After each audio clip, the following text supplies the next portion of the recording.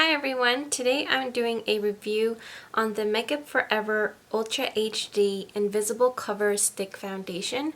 I have it in the shade 117. This shade is supposed to have more of a yellow undertone.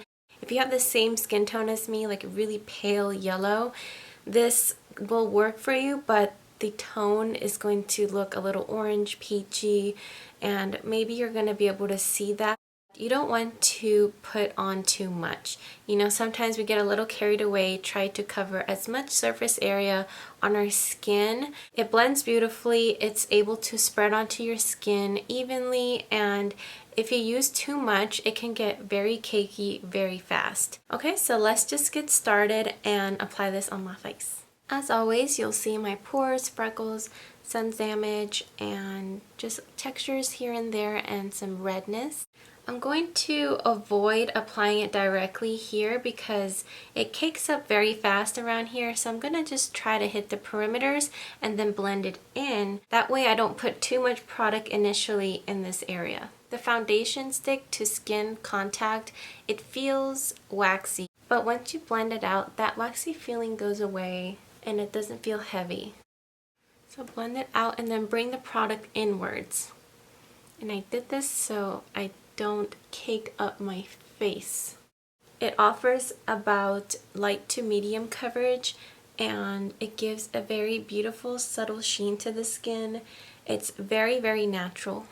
It just covered my entire half of the face. So easy, so fast. If you have trouble using this and it caking up on your skin, it's probably because you began swiping the product from here on out. I'm telling you, try to hit the perimeters and then use the excess product and bring it inwards. Let's take a closer look on both sides. You could already see from far away how much coverage that provided. Here we have bare skin again, and then here was one layer of the stick foundation. Even the forehead, I can tell that it provided such beautiful natural coverage. Skin looks very smooth. It just looks like airbrushed is the best word I can describe it. Oh, I'm so excited. Okay. And then here. Down. And that's all you need. You can use the excess to cover your nose, above the lip, and between your forehead. It smells good. Yeah.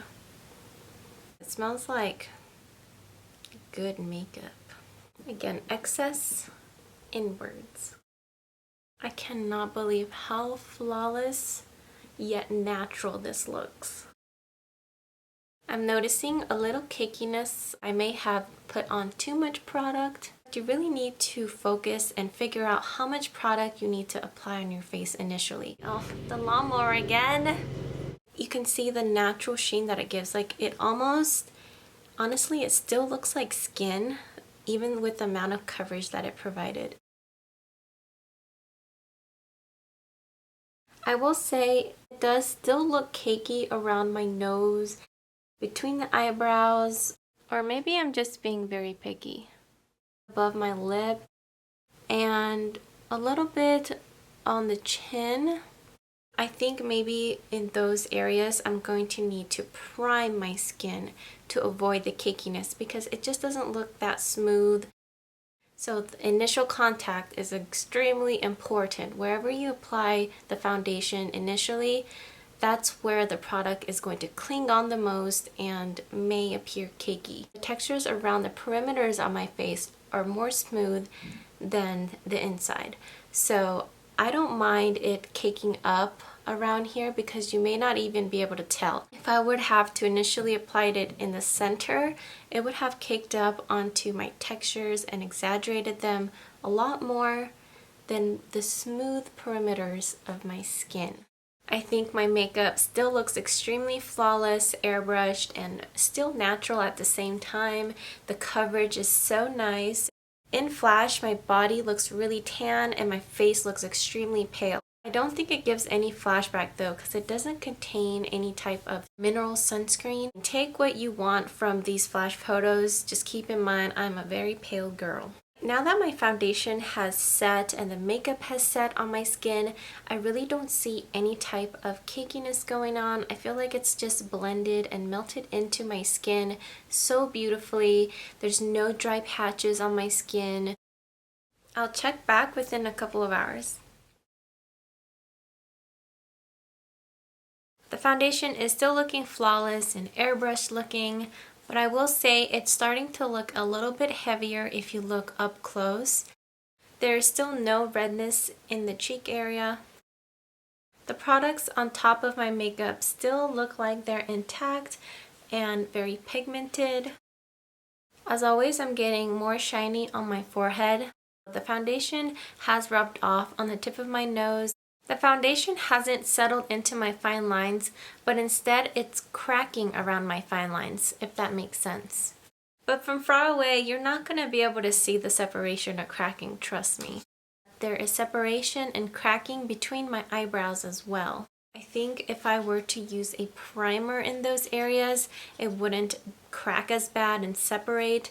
It's really weird. My oils are just breaking this product apart. For someone that has similar skin type as me, combination with an oily T-zone, I highly recommend you to use a primer to lessen the cracking and the separation of the product. It's not noticeable from far away, but up close you're gonna see the separation. I think this product should be used for like maybe special occasions when you don't mind taking that extra step to prep your skin, to prime and to powder on top and maybe bake. Just because it's so flawless, I love it. The separation kind of sucks, but that just happens when you have oily skin sometimes. So that's something I can work around and it's not that big of a deal. The only thing I don't like is that it's starting to look a little bit heavier and cakier, and I think the separation of the product has a lot to do with it because it's adding more like texture on the skin. But you know, with better preparation I can avoid this a little bit more. I'll check back at the end of the day and we'll see how this foundation is wearing. I'm hoping it doesn't separate completely. It still kind of looks like the coverage is there. The foundation probably just really mixed in with my oils. Seriously, my skin still looks kind of flawless even after almost 9 hours. I don't think the shininess around my cheeks are that bad, and I don't think I got that oily here either. I think it looks really nice still. I'm so surprised that the product is still on my chin. I mentioned that the products was starting to separate. I think it's just completely worn off. I am extremely shiny on my forehead, especially with the ring light ahead of me. This is gonna be perfect for special events. Oh, I can't wait. Well, I don't ever go to special events. I would definitely have to prime my skin. I think it's unique because it's in a stick formation. The coverage is pretty high, more than I expected, at least medium coverage. It lasted a really long time with no powder, no primer. This is pretty impressive, guys. I think the foundation is very prone to separating once the oils in your skin start to produce as the day goes on. So keep that in mind if you have oily or combo skin. Usually natural foundations that give a slight sheen doesn't last that long on my skin. You know, it just kind of melts away. But this one, it stays. Maybe because it has high coverage, I don't know. Maybe it's just a really good foundation. I'm so glad I tried it because now I love it and I will definitely continue using it. So if you have any other questions, please let me know in the comments below, and if not, I'll see you guys next time. Bye.